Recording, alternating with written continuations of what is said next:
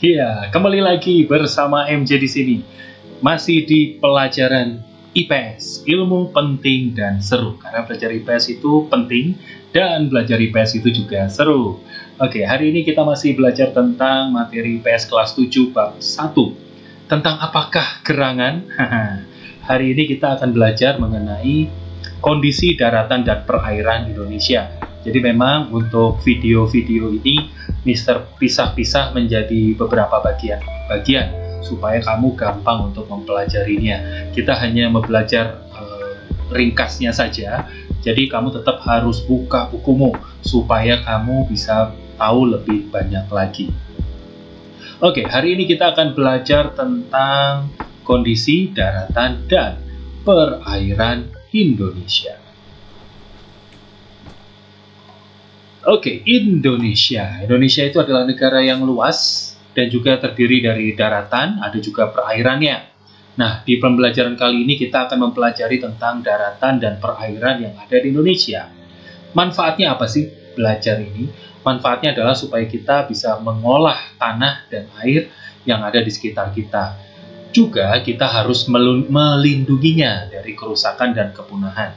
Jadi jangan sampai lingkungan kita rusak karena kita mengolah tanah kita berlebihan. Jadi kita boleh tuh mengeksplorasi, tapi jangan sampai semuanya sampai hilang atau sampai punah begitu ya. Oke, kita lanjutkan. Nah, wilayah daratan di Indonesia apa saja ya? Sebenarnya ini di tempat lain juga sama sih. Yang pertama adalah daratan tinggi atau disebut juga sebagai plato. Daratan tinggi ini adalah daratan yang tingginya lebih dari 500 mdpl. Apa itu mdpl? Mdpl itu adalah meter di atas permukaan laut. Seperti kita tahu, karena wilayah di Indonesia ini ada gunung, ada bukit, tapi juga ada lembah. Jadi yang dihitung adalah dari lautnya, permukaan lautnya. Karena memang permukaan laut di setiap tempat itu sama. Jadi kita selalu mengukur ketinggian wilayah itu selalu dari permukaan laut atau dari atasnya laut ya. Jadi alasannya karena itu, karena memang semua wilayah lautan di dunia ini sama tingginya ya. Jadi itu menjadi panduan. Oke, jadi yang pertama adalah dataran tinggi atau plato.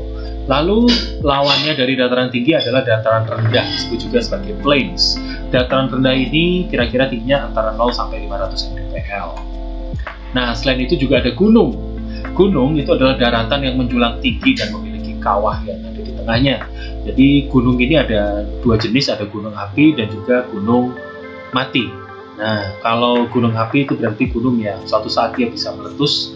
Kalau gunung mati mungkin dia sudah pernah meletus ya dulu dan dia tidak meletus lagi sekarang. Jadi itu yang namanya gunung. Tapi yang jelas gunung itu selalu memiliki kawah.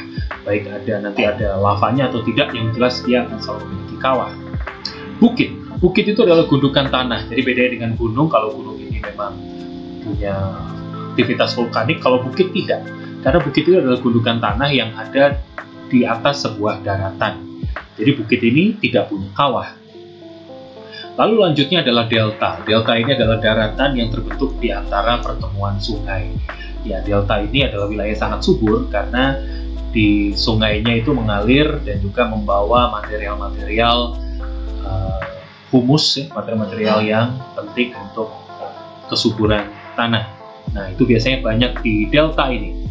Nah, sebetulnya masih ada wilayah daratan yang lain, tapi ini semua ada di bukumu semua, jadi kamu tetap sekali lagi harus baca bukumu. Oke, kalau tadi sudah di wilayah daratan, sekarang di wilayah perairan. Yang pertama, laut. Laut itu adalah kumpulan air asin yang besar dan menghubungkan pulau-pulau. Jadi kalau kamu ingin tahu bedanya laut dengan sungai, ya itu airnya. Kalau airnya asin, ya itu pasti air laut. Next, sungai. Sungai itu adalah aliran air tawar. Jadi jelasnya di sini airnya tidak asin. Air tawar yang ada di daratan. Jadi sungai ini adalah alirannya. Nanti sungai pasti akan mengalir sampai ke laut. Tapi rasa dari airnya berbeda.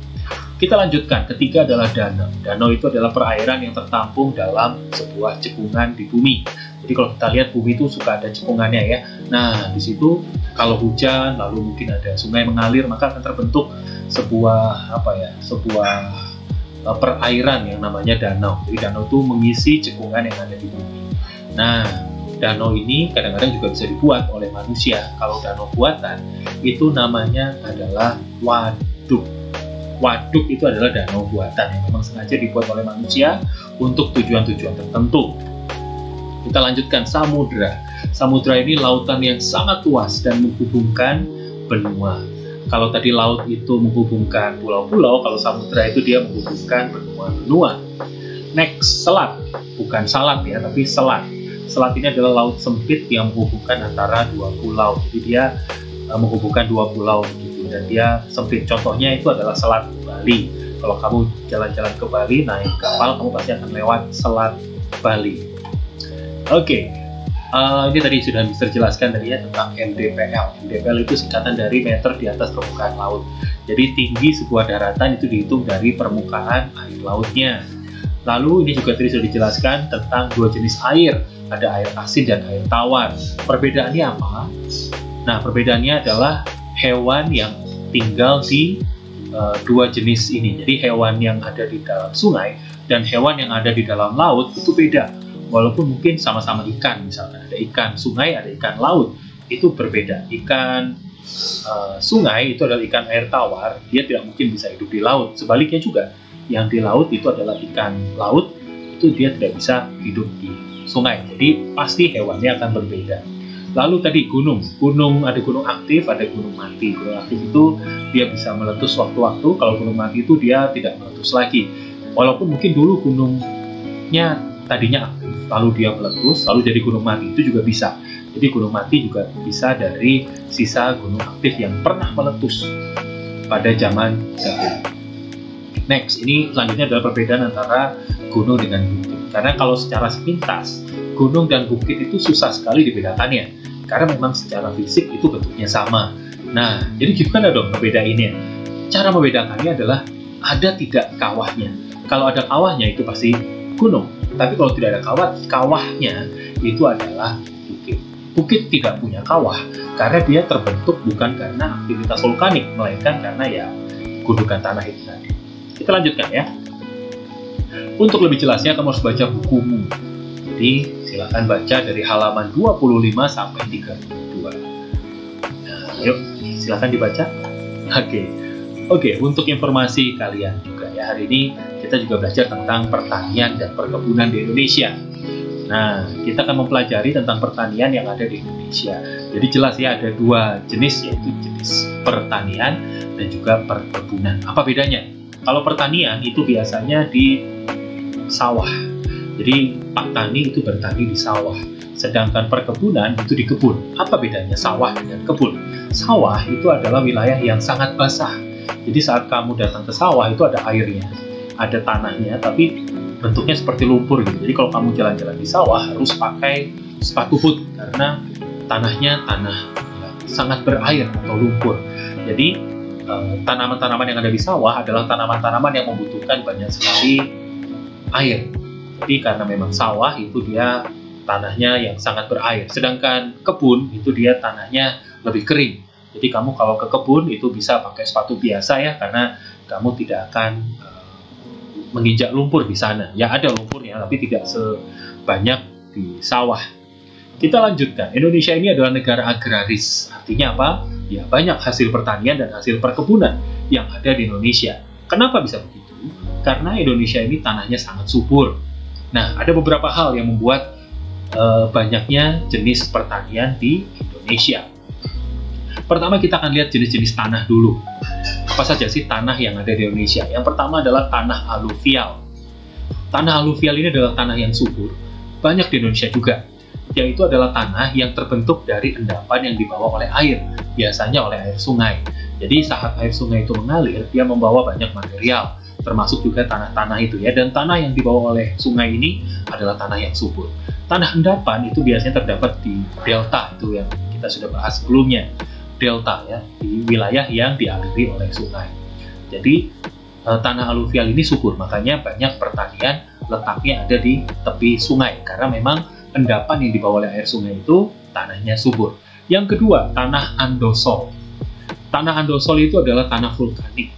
Tanah andosol ini merupakan salah satu jenis tanah vulkanik yang terbentuk karena proses vulkanisme pada gunung berapi. Jadi tanah andosol ini adalah tanah yang sudah kecampur abu dari letusan gunung berapi. Ini juga sangat-sangat subur. Biasanya kalau ada gunung api meletus, lalu dia mengeluarkan abu itu sampai ke tanah. Nah, nanti tanah itu akan menjadi namanya tanah andosol. Nah, di tanah andosol ini bisa menjadi tempat pertanian yang sangat subur untuk para petani. Kita lanjutkan yang ketiga, tanah entisol. Tanah entisol itu adalah tanah yang terbentuk dari pelapukan materi gunung api. Jadi hampir mirip dengan tanah andosol, tapi kalau tanah entisol ini adalah dari lahar atau lava yang membeku lalu dia lapuk, hancur dan menjadi bergabung dengan tanah. Jadi hampir mirip memang ya, tapi kalau bedanya kalau andosol itu dari abunya, kalau entisol ini dari pelapukan dari materinya. Jadi seperti lahar lava yang beku lalu dia lapuk dan bergabung dengan tanah, itu juga akan menjadi tempat tanah yang sangat subur. Kita lanjutkan yang keempat. Yang keempat itu adalah tanah humus. Tanah humus ini beda dengan yang aluvial dan andosol. Kalau tanah humus itu adalah tanah, tapi dia sudah tercampur dari sisa-sisa tumbuhan dan hewan yang membusuk. Makanya kalau kita lihat ya, kita membuat yang namanya pupuk pupuk kandang ya. Pupuk kandang itu dari kotoran hewan, itu sengaja dibusukkan dan menjadi pupuk buat tanah, dan itu sangat subur. Jadi hewan-hewan, sisa-sisa tumbuhan dan sisa-sisa hewan yang membusuk itu dia akan membentuk yang namanya tanah humus kalau dia ditaruh di dalam tanah. Ini juga menjadi tanah yang sangat-sangat subur. Jadi Indonesia memiliki banyak tanah yang subur. Sebetulnya masih ada banyak lagi jenis tanah yang lain, tapi ya itu tadi, kamu tetap harus baca buku dari halaman 33 sampai 34 karena buku itu adalah sumber ilmu. Jelas ya? Oke, ketinggian tanah. Jadi ketinggian tanah ini juga ternyata ada kaitannya dengan jenis tanaman yang bisa ditanam. Semakin tinggi sebuah wilayah, maka biasanya kondisinya akan semakin dingin. Jadi tanaman di wilayah yang dingin dengan tanaman yang di wilayah yang panas itu beda jenisnya. Oke, di sini kita lihat ya contohnya. Jadi selain kesuburan tanah, ketinggian sebuah wilayah juga berdampak pada jenis-jenis tanaman yang bisa ditanam. Gitu ya. Jadi yang paling bawah itu daerah panas. Ini biasanya ditanam adalah padi, tebu, palawija. Ini biasanya mereka bisa tumbuh di daerah panas. Bisa nggak padi ini ditumbuhkan di daerah yang sejuk? Mungkin bisa, tapi hasilnya tidak akan sebaik saat dia ditanam di daerah panas. Jadi misalkan kalau di daerah panas, padi ditanam itu yang keluarnya akan banyak. Jadi saat panen itu bisa panen sangat banyak. Tapi kalau di daerah sejuk, saat dia ditanam, mungkin yang keluar hanya sedikit saja. Nah, kita lanjutkan ya. Jadi daerah panas itu yang paling bawah. Antara 600 meter sampai 1500 meter di atas permukaan laut, itu ada namanya daerah sedang. Nah, daerah sedang ini tidak terlalu panas, tidak juga terlalu dingin. Ini biasanya yang tumbuh di sini adalah tembakau, kopi, coklat. Jadi semakin ke atas itu biasanya cenderung ke arah perkebunan. Kalau yang di daerah panas itu biasanya adalah daerah untuk menanam persawahan atau pertanian, gitu ya. Lalu lanjut ke daerah sejuk. Daerah sejuk itu di antara 1.500 mdpl sampai 2.500 mdpl. Itu di situ adalah kopi, ada teh, ada kina, dan juga ada sayuran. Kenapa ada dua jenisnya? Ada kopinya, ada di sejuk dan sedang. Karena memang kopi juga berbagai macam jenisnya. Ada kopi yang tumbuhnya di daerah sedang, tapi juga ada jenis kopi yang tumbuh di daerah sejuk, gitu ya. Kita akan lanjutkan. Ya, ini perbandingan suhunya. Biasanya kalau dari antara 0 mdpl sampai 600 mdpl itu suhunya, kalau di Indonesia ya kita bicara ya, suhunya itu sekitar 23,3 derajat sampai 22 derajat itu yang terdinginnya. Jadi ini disebutnya ya wilayah panas ya, cukup panas. Makanya yang tumbuh di sini adalah daerah atau tempat atau tumbuhan yang sifatnya pertanian seperti padi, tebu, karet. Kalau kelapa itu perkebunan ya, tapi kayak padi, palawija itu pertanian. Dilanjutkan dari 600 meter sampai 1500 meter itu daerah sedang. Yang tumbuh di sini ada tembakau, kopi, coklat, dan padi. Karena memang di sini lebih dingin lagi suhunya. Antara 22 derajat Celcius itu yang tertinggi sampai 17,1 derajat Celcius. Semua enak nih buat tidur nih. Oke, kita lanjutkan. Lebih tinggi lagi antara 1500 meter sampai 2500 meter. Ini biasanya suhunya sekitar 17 derajat Celcius ini yang tertinggi, yang paling panas, dan yang paling rendahnya itu 11,1 derajat Celcius. Ini mungkin biasanya di daerah-daerah atas gunung ya. Cuacanya sejuk, dan tentunya kalau cuacanya sejuk ini yang bisa tumbuh adalah tanaman-tanaman tertentu seperti sayuran, kopi, teh, dan kina. Nah, sedangkan kalau sudah di atas 2.500 meter, ini yang tumbuh biasanya bukan tanaman yang bisa diambil manfaatnya. Biasanya yang tumbuh itu adalah lumut atau misalkan ya pokoknya tanaman-tanaman yang memang jarang kita budidayakan. Ya, jadi biasanya di Indonesia sendiri orang-orang menanam dari ketinggian 0 sampai 600 meter, dan yang paling tinggi adalah 2.500 meter di atas permukaan laut. Kita lanjutkan. Ya, ini tadi ya kita sudah bahas, ini ada zona-zonanya. Nanti kamu bisa lihat sendiri, ini yang lebih jelasnya ya. Jadi semakin tinggi itu disebut iklim Chunghun. Oke, itu saja. Hari ini kita belajar mengenai kondisi daratan dan juga kondisi perairan yang ada di Indonesia. Ya, semoga apa yang kita bagikan ini bisa berguna untuk kalian semua. Dan jangan lupa, walaupun mungkin Mister sudah jelaskan di sini, tapi tetap kamu harus baca bukumu. Karena kalau kamu nggak baca bukumu ya susah. Mister hanya menjelaskan bagian-bagian yang sederhananya saja, gitu ya. Oke, kita akan ketemu lagi di video yang lain, video mengenai pembelajaran IPS atau PKN yang lain. Jangan lupa, IPS itu adalah ilmu penting dan seru. Karena belajar IPS itu pasti penting dan pasti seru. Sampai jumpa!